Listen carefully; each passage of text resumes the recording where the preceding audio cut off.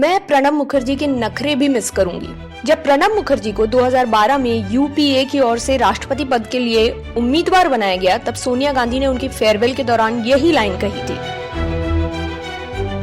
मुखर्जी ने अपनी किताब द कोएलिशन ईयर्स 1996-2012 में इस वाक्य का जिक्र करते हुए लिखा, राष्ट्रपति चुनाव पर बात करने के बाद सोनिया गांधी ने बड़े ही भावुक होकर मुझे विदाई दी और एक नटखट अंदाज में मेरी तरफ देखते हुए कहा, मैं इनके कुछ नखरे भी मिस करूंगी। प्रणब ने अपनी इस किताब में लिखा कि किस तरह सोनिया गांधी जानती थीं कि प्रणब राष्ट्रपति पद के लिए एकदम सही उम्मीदवार हैं, लेकिन इसके बावजूद वह इसके लिए अनिच्छुक थीं। उन्होंने मुखर्जी से कहा था, प्रणब जी आप इस पद के लिए एकदम सही हैं, लेकिन आपको नहीं भूलना चाहिए कि सरकार के कामकाज में आपका कितना अहम रोल है। क्या आप कोई दूसरा नाम सुझा सकते हैं? हालांकि कांग्रेस अध्यक्ष की अनिच्छा के बावजूद मुखर्जी भारत के 13वें राष्ट्रपति चुने गए और आप जानते हैं मुखर्जी भारत के वो राष्ट्रपति थे जिन्होंने अपने कार्यकाल में राष्ट्रपति के आगे से महामहिम शब्द को हटवा दिया। महामहिम, जिसे अंग्रेजी में हिज एक्सीलेंसी कहा जाता है, दरअसल ब्रिटिश राज के दौरान इस्तेमाल में लाया जाता था, इसलिए प्रणब मुखर्जी इस शब्द से इत्तेफाक नहीं रखते थे। उनके आदेश के बाद से नए प्रोटोकॉल के तहत महामहिम की जगह राष्ट्रपति महोदय शब्द का इस्तेमाल किया जाने लगा। अंग्रेजी में हिज एक्सीलेंसी की जगह ऑनरेबल प्रेसिडेंट शब्द का इस्तेमाल किया गया।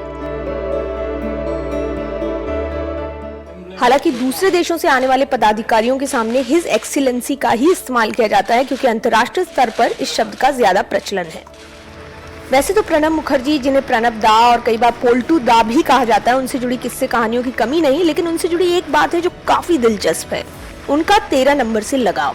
13 नंबर आमतौर पर अनलकी माना जाता है, लेकिन प्रणब दा के लिए ये नंबर काफी कुछ लेकर आया। मसलन वे भारत के 13वें राष्ट्रपति बने।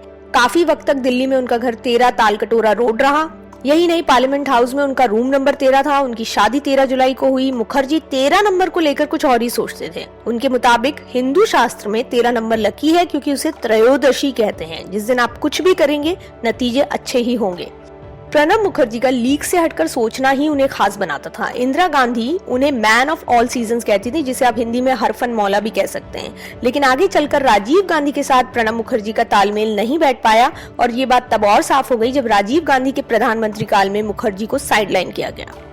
प्रणब मुखर्जी की गांधी परिवार से नाराजगी तब भी सामने आई जब उनकी जगह मनमोहन सिंह को प्रधानमंत्री बनाया गया।